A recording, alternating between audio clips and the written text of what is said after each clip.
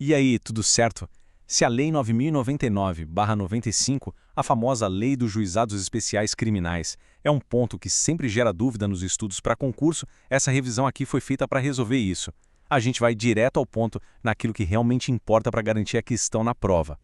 Nosso roteiro aqui é bem lógico, tá? A gente começa com o básico, os princípios, para entender a alma da lei. Depois a gente define o que são as infrações que ela abrange, explora aquelas famosas saídas do processo, compara dois institutos que sempre confundem a galera e, para fechar com chave de ouro, vamos ver as exceções e as pegadinhas de prova. Preparados? Então vamos lá. Bom, vamos começar pelo começo, pela base de tudo. Qual é a finalidade e quais são os princípios do JACRIM? Entender o porquê dessa lei existir é o que vai dar segurança para responder aquelas questões mais conceituais, sabe? Aquelas que separam quem decora de quem realmente entende a matéria. Olha só, esses aqui são os 5 mandamentos da lei oralidade: simplicidade, informalidade, economia processual e celeridade. Pensa neles como o DNA do JACRIM. É por causa desses princípios que, em vez daquele inquérito policial super complexo e demorado, a gente tem um simples termo circunstanciado. A ideia toda é essa: resolver os conflitos menores, do jeito rápido, descomplicado, fugindo da burocracia do processo penal comum. E a competência do JACRIM, ou seja, do que ele pode cuidar, gira em torno de uma expressão que é a chave de tudo: infrações penais de menor potencial ofensivo. Beleza, mas o que diabos isso significa na prática? É exatamente isso que a gente precisa definir agora, porque essa definição é o que vai dizer se a lei se aplica ou não a um caso. Agora sim chegamos no conceito que tem que estar na ponta da língua, de verdade. Afinal, o que é uma infração de menor potencial ofensivo? A resposta, sem tirar nem pôr, está lá no artigo 61 da lei. O texto da lei é claríssimo. São duas coisas. Primeiro, todas as contravenções penais, sem exceção. E segundo, os crimes que têm uma pena máxima que não passa de um certo limite. E que limite é esse? É um número mágico que a gente vai ver agora. 2 anos. É isso. Grava, anota, tatua na mente. 2 anos.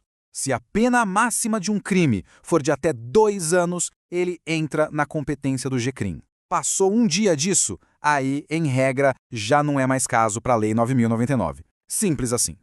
Uma das maiores sacadas da Lei 9099 são os chamados institutos despenalizadores. Basicamente, são ferramentas para resolver o problema sem precisar de todo um processo criminal até uma sentença final. Vamos ver agora quais são essas 3 grandes portas de saída. Pensa nisso como uma escada com 3 degraus. O primeiro degrau é a composição civil, um acordo direto entre as partes para reparar o prejuízo. Se der certo, o caso pode morrer ali mesmo. Se não rolar, ou se não for aplicável, a gente sobe para o segundo degrau, a transação penal.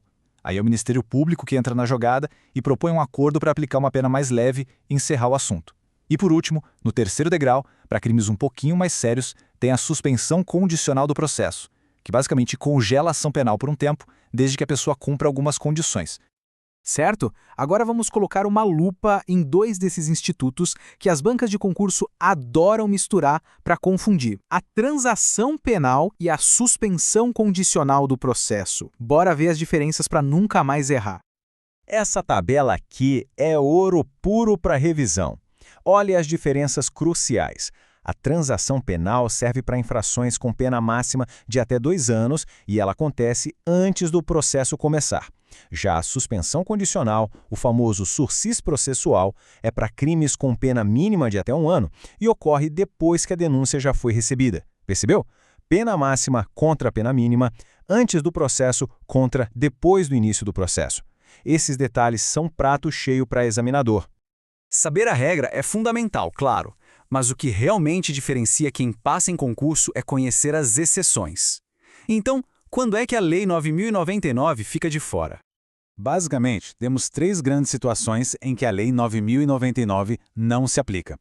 A primeira, e a mais cobrada de todas, é nos casos de violência doméstica, da Lei Maria da Penha. Aqui não tem conversa, é expressamente proibido usar os benefícios do JACRIM para proteger a vítima. As outras 2 exceções são a justiça militar e os crimes de procedimento especial, como os do Tribunal do Júri, que têm suas próprias regras de funcionamento. Para fechar, vamos fazer um jogo rápido com aquelas pegadinhas clássicas que sempre aparecem em prova. A ideia é vacinar contra qualquer tipo de dúvida. Vamos lá! Primeira pergunta, um clássico dos clássicos. Se a pessoa aceita uma transação penal, isso suja a ficha dela?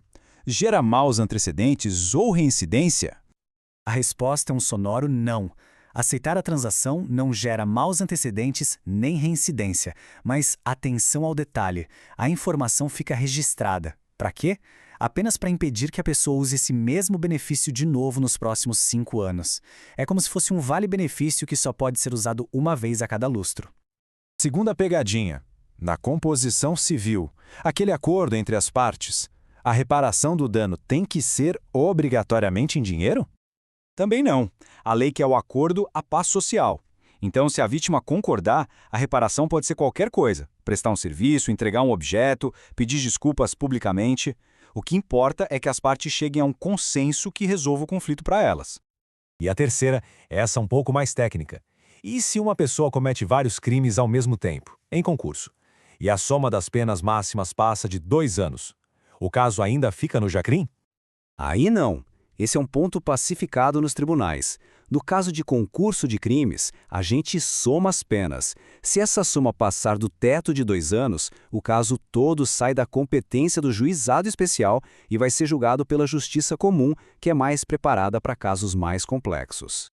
Bom, com isso a gente cobriu os pontos essenciais da letra da lei. Mas fica uma provocação final. O direito não é estático. As decisões do Superior Tribunal de Justiça e do Supremo Tribunal Federal estão sempre moldando como essa lei é aplicada na prática. Então a pergunta que fica é: a revisão da jurisprudência sobre o tema está em dia? Fica aí a dica para aprofundar os estudos. Um abraço e até a próxima!